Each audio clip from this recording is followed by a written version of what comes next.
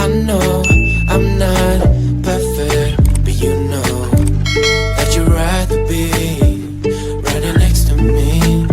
Hello everyone, this is Kram Bacardi and welcome back sa ating YouTube channel. If you're interested to product reviews, types of vlogs, and skincare guides, well, my channel is for you. Subscribe to my channel, click the subscribe button down here and also click the bell button para lagi kang ma-notify sa mga videos ko. So ito for today's vlog, gusto ko i-share sa inyo kung ano ba yung mga laman ng aking drum bag o yung mga basic essentials na dinadala ko every time na nalabas ako. So importante ito kasi hindi ito nawawala sa akin and lagi ko siyang dala-dala ko yung mga laman nito. Ipapakita ko siya sa inyo later sa videos. So ito guys, kung mapapansin nyo is medyo may pagka-pansit kanton po ang buhok natin. Medyo may pagkakulot-kulutan po ang atake natin ngayon. Kasi lately talaga is malaking impact sa akin ni Samuel Lopez. So sa mga hindi po nakakakilala kay Samuel Lopez, si Samuel Lopez po is isang Latino na TikTokerist po na magaling sumayaw na meron lang naman siyang 14 million followers sa TikTok. So lately is talaga, alam mo yon, nagagaya ko yung buhok niya, yung pananamit niya, and super fan talaga ako ni Samuel Lopez. So ayan po siya, yun yung mga pictures niya or yung video niya, siguro ilalagay ko dyan. So yun guys, move on sa ating vlog. So ito papakita ko na sa inyo kung ano pong laman ng aking drum bag. So bubuksan natin siya, tapos kung ano na lang madampot ko sa loob, ito yung mga basic essentials na hindi nawawala sa akin and talagang lagi kong binibitbit and hindi ako kumpleto pag hindi ko dala tong mga to. So ayan, iisa-isahin natin siya, papakita ko sa inyo. Siyempre yung una is ito, nakalagay sa akin is yung aking blotting paper ni Mama Ann Klutz na ginawan ko ng vlog lately, actually parang 2 days ago. Yan, ginawan ko siya ng vlog and sobrang nagustuhan ko tong blotting paper na to kasi panoorin nyo yung video ko, yan, ipa-flash ko sa screen yung thumbnail ko kasi compact na siya. So ayan siya guys, tapos meron siyang mirror, tapos nakaklip dyan yung kanyang blotting paper. And ang maganda dito is may powder finish siya na kahit hindi ka na mag-powder is okay lang kasi yun nga, may powder finish na siya. So after nating mag-blot is ma-absorb na yung mga oils natin sa balat and at the same time, ayun, parang ang effect niya ay may powder ka. So next is ito, hindi rin nawawala sa akin ang tawag dito, yung Fresh Look Color Blends na eye solution. Yung, kasi madalas kasi minsan dinadala ko na yung aking contact lens. And yung contact lens ko naman guys is hindi naman siya talagang sobrang makulay. Parang normal and natural lang sa mata. So ayun, nasan ba yung contact lens? Ayun, ito yung contact lens ko guys. So ayan. So ayan siya. Actually, yung madalas kong sinusot ng contact lens is yung dark gray at saka light brown na contact lens. Pero ayun guys, pag nakalagay sa mata is talagang natural looking lang siya. Hindi siya mukhang naka-contact lens ka. So yun, kadalasan dinadala ko na rin ito. Ayan, kasi syempre madalas na mag-dry ang mata natin kapag naka-contact lens tayo. So next is ito, yung mist ni Mama Ann Klutz na bago din. So alam nyo guys, sanay na sanay ako naglalagay ng mist sa skin ko, sa mukha, lalo't pag ganyan na summer, sobrang mainit. So feeling dry talaga yung skin ko. And kung hindi naman dry is minsan is sobrang mag-oil up naman siya. So magaling at maganda ang naitutulong ng mga mist sa balat natin kasi nagkakaroon tayo ng proper hydration, na mo-moisturize yung skin natin, and hindi masyado nag-oil up yung balat natin kasi yun nga, may proper hydration siya. So yung iba po is iniisip na kapag naglalagay tayo ng mist o nagmo-moisturizer tayo, lalo tayo mag-oil up. Hindi po, kasi mas nababalance po ang balat natin kapag naglalagay tayo ng mist or mga proper na moisturizer sa skin natin. So ayan, ito na yung bagong favorite ko kasi naubos na yung skin gold ko na mist. So ito na yung bagong mist ko. So yan, binili ko siya sa Lazada. And then next is ito guys, syempre hindi mawawala ang ating alcohol spray kasi alam nyo naman, hindi pa rin naman hindi pa rin naman safe daw ngayon lumabas, or kahit kung lumabas man kayo, syempre dapat may dala kayong alcohol para protected tayo sa mga virus and bacteria. Ayun ang sabi nila. Pero yan, syempre hindi nawawala talaga sa akin ng alcohol kasi syempre pag nakain ako ng, halimbawa nakain ako sa labas, kailangan mag-sanitize ng kamay. And then next is ito, yung aking sunblock. Syempre hindi din dapat nawawala ang sunblock. Dapat naglalagay tayo ng sunblock, proper sunblock, para hindi tayo magkaroon ng sun damage and para at the same time is protected tayo sa araw. So ayan yung sunblock na Garnier na merong white speed na merong SPF 19. So ayan, sunblock. And then next is ito.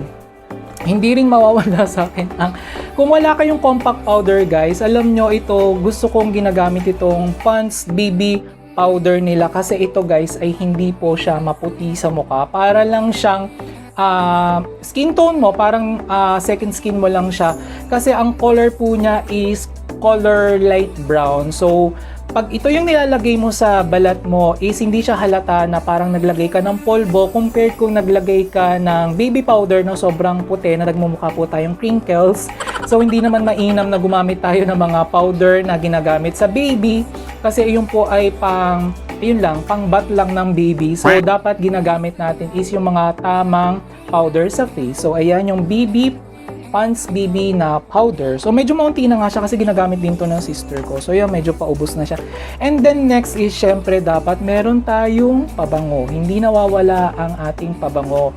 Kasi syempre hindi mo inaasahan na minsan makakasulubong mo si crush, makikita mo si crush na ang cute-cute, tapos yan papalapit na siya. So dapat talaga pagdaan mo, maaamoy niya na, ang bango naman nito. Parang masarap, parang may pa ganun. Tapos ko, yan naman, laro na naman ako. So, ayan, hindi po nawawala sa akin ang pabango. So, ayan, medyo mauubos na nga siya. Pero, bibili na lang ako kahit mumurahin. Kasi ito ay Zara For Him Black Edition. Favorite ko to kasi sobrang bango niya. And, pag naamoy ito ng mga kaibigan ko, talaga na-attract sila sa amoy ng Zara. So, ayan, next is ito. Hindi nawawala ang ating lip balm. Syempre, napaka-importante din na naglalagay tayo ng lip balm. Ito yung favorite kong lip balm guys, itong Nivea Men na meron siyang SPF 15. Actually basag na nga yung ano niya yung lalagyan niya. And matagal na to sa akin, siguro mag 1 year na to sa akin. Favorite ko to kasi syempre panlalaki siya, tapos yung lagay-lagay ka lang, namo-moisturize na yung labi natin and colorless siya. So ito, favorite ko yung Nivea Active Care with SPF 15. Dito nawawala sa akin guys. And then next is ito, yung ating headset. Syempre hindi mawawala ang headset kasi pag gusto nating mag sound trip, alam mo yun, parang pag may narinig kang sound sa mall is parang gusto mong rumampa dun sa aisle, tapos yun, lakad-lakad ka. Parang ganun yung peg mo pag nakakarinig ka ng mga music ni Rihanna, medyo ano na pala si Rihanna, dito, Blackpink, ayan si Ariana Grande. So ayan, hindi nawawala sa akin ang headset. And ayun, luma pa rin sa akin. Luma pa yung ginagamit kong headset. Yung hindi kasi ako nagamit nung, ang tawag doon? Yung Bluetooth headset. So yung wala akong Bluetooth headset. So ito lang yung ginagamit ko. Yung normal na headset lang naman.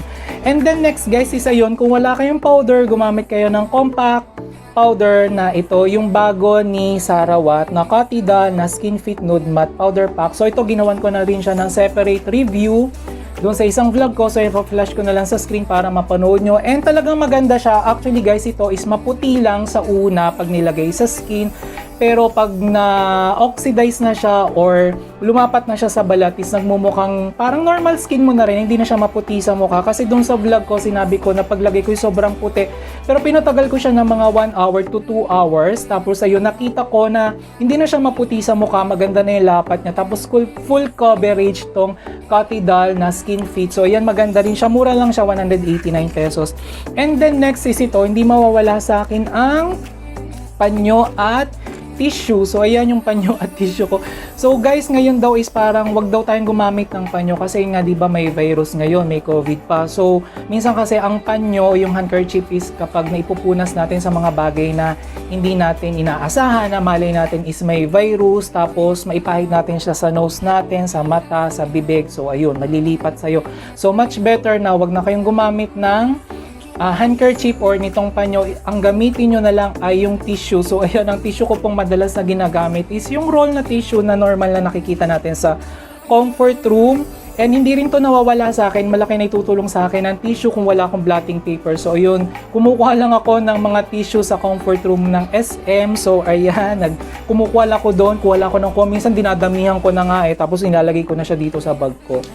Ang next basic essentials na ipapakita ko sa inyo na lagi kong dala-dala sa aking bag at hindi nawawala is syempre itong ating, nasaan na yun?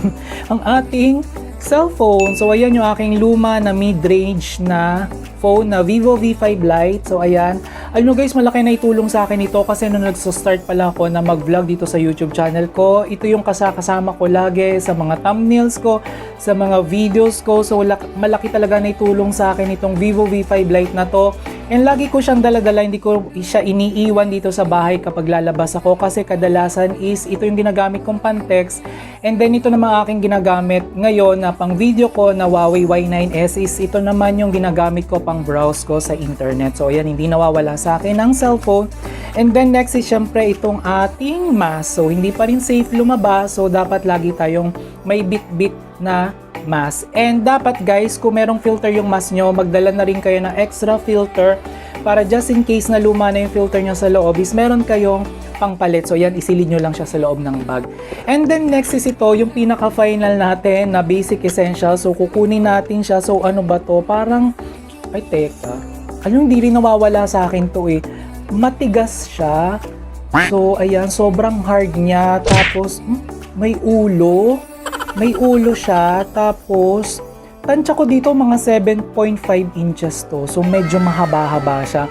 So bibigyan ko kayo ng clue. Painitin ko muna yung tanghali nyo. Ito po ay kadalasang sinusubo. So ayan, sinusubo po, tama po. Ito po ay hindi natin magagamit kung hindi natin isusubo. Siyempre po ang ating toothbrush. So kayo nanggigigil ako sa inyo, napaka green-minded ninyo ha. Siyempre hindi po nawawala sa akin ng toothbrush. Nagdadala po talaga ako ng toothbrush kasi minsan is wala naman akong dalang mouthwash.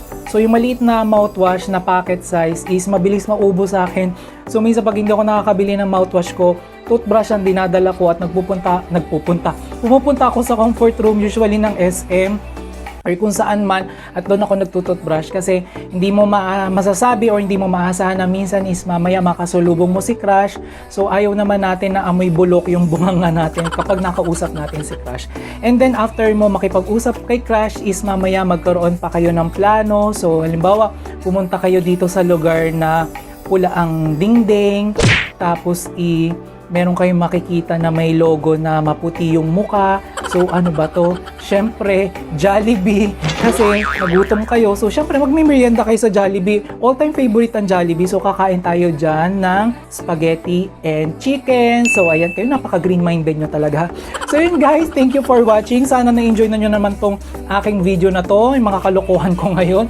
So thank you guys for watching. Keep safe and ayun, subscribe kayo sa channel ko and see you on my next vlog. Bye! But maybe we don't know what love is.